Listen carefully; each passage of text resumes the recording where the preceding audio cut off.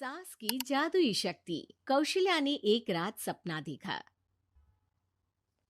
कौशल्या राजपूत, तुमने किए हैं जीवन में अच्छे अच्छे कर्म, इसलिए अब से जब तुम चाहो गायब हो सकती हो, जिसके लिए तुमको सिर्फ चुटकी बजानी होगी और चुटकी बजाते ही तुम गायब। बस एक बात का ध्यान रखना, जहां तुमने कोई गलत काम किया तुमसे ये शक्ति वापस ले ली जाएगी। कौशल्या की नींद टूट जाती है। ये कैसा सपना था? गायब हो जाऊंगी मतलब? हे भगवान, कंबल ओढ़ के सो जाती हूँ, सपना कंबल के अंदर नहीं घुस पाएगा। कौशल्या डर के मारे कंबल ओढ़ के सो जाती है। सुबह कौशल्या मंदिर जाने लगती है। अरे बहू, जल्दी चल, भिखारियों को खाना भी तो खिलाना है। हाँ माँ जी, अभी आई। आज तो खीर और पूरी बने हैं, सब खुश हो जाएंगे। दोनों सास बहू कार से खाने का सामान लेकर मंदिर पहुंचते हैं और भगवान की आराधना के बाद मंदिर के बाहर बैठे भिखारियों को खाना खिलाने लगते हैं। दीदी, आप हर हफ्ते आते हो, इतना सारा करते हो हम लोगों के लिए। मैं आपके लिए रोज अलग से दुआ मांगता हूँ। ये तो फर्ज है हमारा। दीदी, थोड़ी पैसों की मदद हो जाती तो अच्छा होता।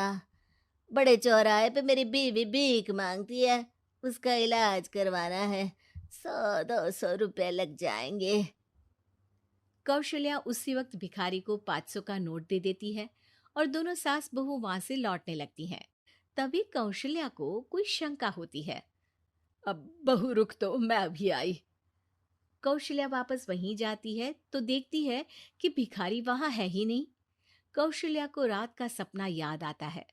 वो चुटकी बजा के गायब हो जाती है और सीधे भिखारी के पास पहुंचती है, पर भिखारी को वो दिखाई नहीं देती। कौशल्या देखती है कि भिखारी उन पैसों से शराब खरीद रहा है और कौशल्या उसे वहीं एक चाटा मारती है। अरे कौन है बे? एक और चाटा पड़ता है। अरे कौन है? कौन है? हिम्मत है तो सामने आओ। भिखारी को झूठ बोलने पर तड़ातड़ चांटे पड़ते हैं। वो वहां से भाग खड़ा होता है।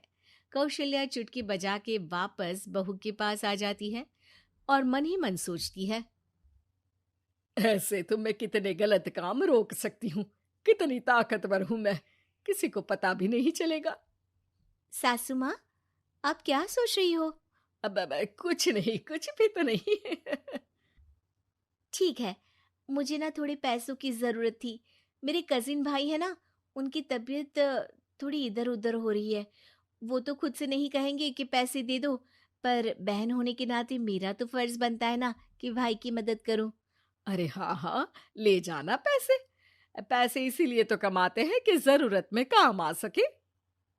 घर पहुंच के कौशल्या अपनी बहू को 10,000 रुपए दे देती है। कब जाएगी तुम मायके? अम, कल शाम की ट्रेन है। दोनों काम में लग जाती हैं। तभी काम वाली दीदी वहां आती है। आज ना मैं आप लोगों के लिए पनीर बनाऊंगी। ठीक है, मंगवा लेती हूँ पनीर।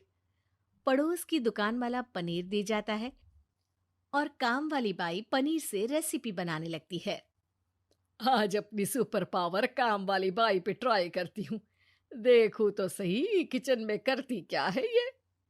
सास चुटकी बजा के गायब हो जाती है और किचन में पहुंचती है।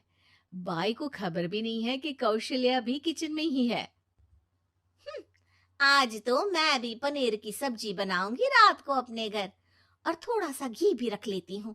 वैसे भी कौशल्या बुढ़िया खा खा के मोटी हो गई है। कौशल्या बाई की चोरी पकड़ लेती है और गुस्से में बाई की चोटी ऊपर उठा देती है। बाई को समझ भी नहीं आता कि उसकी चोटी खड़ी कैसे होगी। वो डर के मारे चीख पड़ती है। बहू भागते हुए किचन में आती है। अरे क्या हुआ? ये तुम्हारी चोटी खड़ी कैसे है? करंट लग गया है क्या? पता नहीं, शायद किचन में ना भूत है।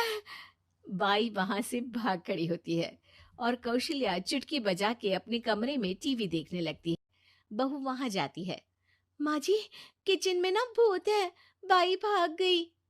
अरे भागने देना, भूत का तो पता नहीं, किचन में चोर जरूर था और वो थी अपनी काम वाली। अच्छा हुआ चली गई। बहू को कुछ समझ नहीं आया।